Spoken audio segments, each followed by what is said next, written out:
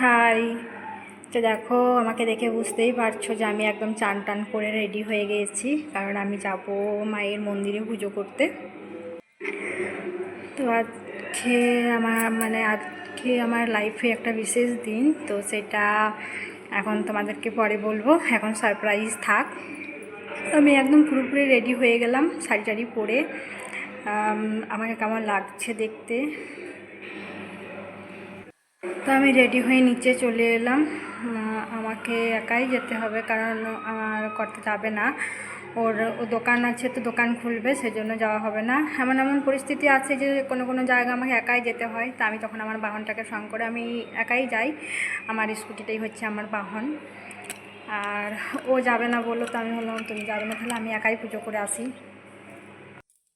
তো দেখো বন্ধুরা, আমি মায়ের মন্দিরে চলে এলাম মায়ের কাছে পুজো করতে। এখানে ঠাকুরমশাই রয়েছে, ঠাকুরমশাইয়ের হাতে আমি পুজো দেবো।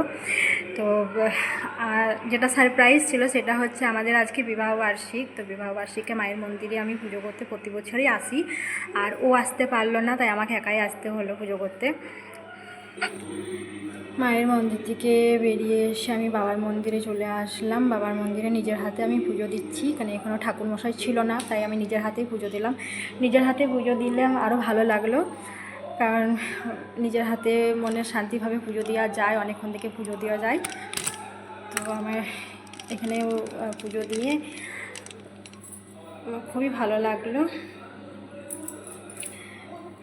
শ্রাবণ মাস একটা পবিত্র মাস। গত সোমবার দিন আমার আসা হয়নি, তো ভাবলাম আজকে জল ঢেলে দিই। মানে শ্রাবণ মাস তো আছেই, সোমবার না হলে তো কি হয়েছে। তো আমি বাড়ি থেকে ঘি, মধু, গঙ্গাজল সব নিয়ে এসেছিলাম। বাবার মাথায় জলও ঢেলে দিলাম, ফুল পুষ্প, ধূপ সবই দিলাম। আর আমাদের বিবাহবার্ষিকী আমি এই বছর একাই আসলাম পুজো করতে। জীবনে এই দিনটাতে মানে দুজনেতে পুজো করলে খুব ভালো হতো, কিন্তু যেতে পারলো না এখন। তো আমি বাবার কাছে আশীর্বাদ। আমি পুজো দেওয়ার পরে আমি চারিপাশটা একটু ঘুরে ঘুরে দেখলাম। খুব শান্তির জায়গা, খুবই সুন্দর খোলামেলা জায়গা। মনে হচ্ছিলো যে 10-15 মিনিট এখানে বসে থাকবো, কিন্তু এতটা হাতে সময় ছিল না, বাড়িতে এসে আবার রান্নাবান্না করতে হবে। তো খুবই সুন্দর একটা জায়গা। আর এটা হচ্ছে মা ভদ্রকালী মন্দির। অনেকেই চেনে, আবার অনেকেই চেনে না। এটা হচ্ছে রাজনগরের মধ্যে আমাদের মা কালী মন্দির। তো এটা কালী পুজোর সময়ই অনেকেই এটাতে মানে মন্দিরটাতে অনুষ্ঠান উৎসব হয়। তো আমি সেই মায়ের কাছেই পুজো করতে গিয়েছিলাম। পুজো টুজো করে আমি দেখো একবার চারিপাশটা ঘুরে ঘুরে দেখছি, ভিডিও করছি। আমাকে খুবই সুন্দর লাগছে দেখতে জায়গাটা, মানে খুবই ভালো লাগছে। ভাবলাম যে এখানে বসবো, কিন্তু আমার সেটা সময় হচ্ছে না। আমাকে ফোন করে বলছে তোমার পুজো করা হয়েছে, তো তুমি বাড়ি চলে এসো, তোমার জন্য একটা সারপ্রাইজ আছে। তা আমি তো শুনে খুবই খুশি।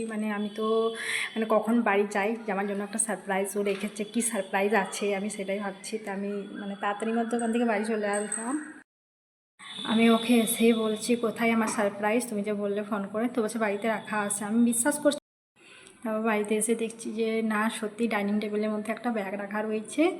তো ব্যাগটা আমি খুলে দেখছি, একটা খুব সুন্দর লকেটের একটা মালা।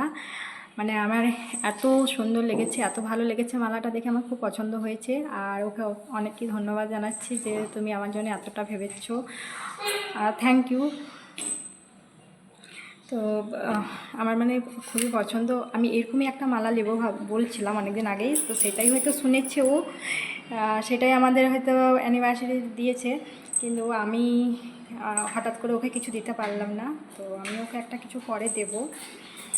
ও আমার জন্য অতটা ভেবেছে, তা আমি ওকে কিছু না দিলে সেটা তো হয় না। তো আমার মালাটা খুবই সুন্দর ডিজাইন লেগেছে, আধুনিক ডিজাইনের, একটা কুলো ডিজাইনের আছে লকেটটা। খুব সুন্দর ডিজাইনটা আছে একটা লকেট। ও সারপ্রাইজটা তো খুবই ভালো ছিল। বন্ধুরা তোমরাও দেখো কেমন আছে মালাটা, কেমন ডিজাইনটা ভালো লেগেছে কি না। আমার তো খুবই পছন্দ হয়েছে, আর যেটা দিয়েছে ও খুশি মনে, সেটাই আমার জন্য ভালো। কারণ তো আমার জন্যে একটা গিফটের কথা ওর মাথার মধ্যে ভেবে রেখেছে, এটাই আমার কাছে অনেক বড় পাওনা। অনেক কিছুই প্ল্যান করেছিলাম যে অনেক কিছুই করব, পার্টি ফাটি করব, তো সবাইকে পার্টি দেব। তো আমার আর সেই পরিস্থিতি আমি থাকলাম না, কারণ আমার একটা অ্যাক্সিডেন্ট হয়ে গেল। আমি যাচ্ছিলাম একটুকু বাইক নিয়ে পরে হাসপাতাল থেকে। তো আমাকে একটা বাইক মানে ট্রাক্টর এসে ধাক্কা মেরে দিল, তো আমার অনেকই লেগেছে পায়ে, আমার গালে লেগেছে, আমার ঘাড়ে লেগেছে, হাতে লেগেছে। তো আমি আর এখান থেকেই আমি ব্লগটা শেষ করলাম, আমি আর পারলাম না কিছু করতেই। তো তোমরা আমাকে প্লিজ ক্ষমা করে দিও।